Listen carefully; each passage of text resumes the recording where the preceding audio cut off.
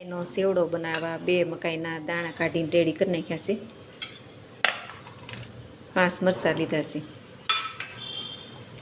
2 લીંબુ ને આદુ, લીમડાના પાન. હવે વઘાર કરવા માટે તેલ મૂકી દઈશું. 3 પાવડા.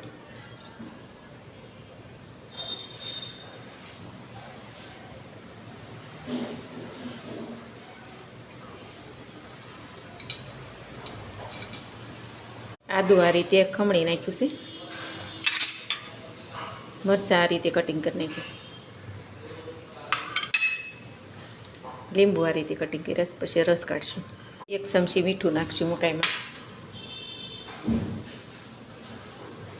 સ્વાદ પ્રમાણે. 1 ચમચી હળદર નાખશું.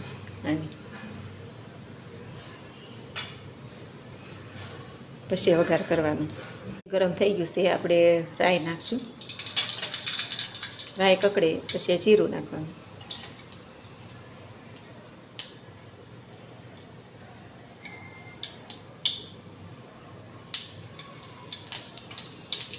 જીરું નાખ્યું.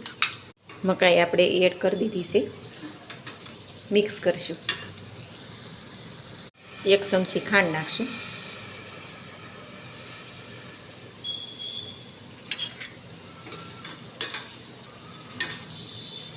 પંદર મિનિટ ચડવા દઈશું.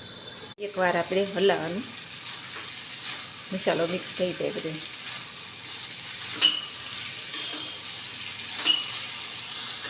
હવે સડી ગયો છે સેવડો.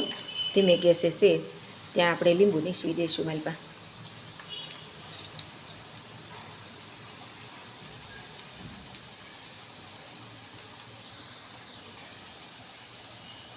હવે લીંબુ નાખી દીધું છે. 1 મિનિટ ચડવા દેવાનું ધીમે ગેસે.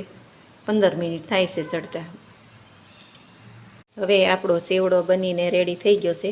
સાદો અને સિમ્પલ બનાવ્યો છે ઓછા મસાલામાં. હવે સર્વ કરશું. ગેસ બંધ કરશું.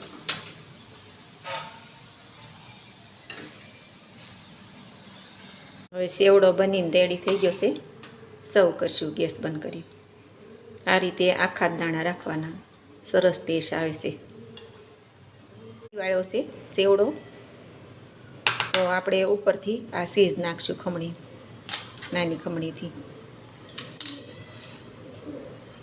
તમે પણ એકવાર આવો સેવડો બનાવજો, આખી મકાઈના દાણાવાળો. કેવો લાગે છે એ મને કહેજો. મારો વિડીયો ગમે તો લાઈક કરજો, શેર કરજો, સબસ્ક્રાઈબ કરજો અને કોમેન્ટ કરજો.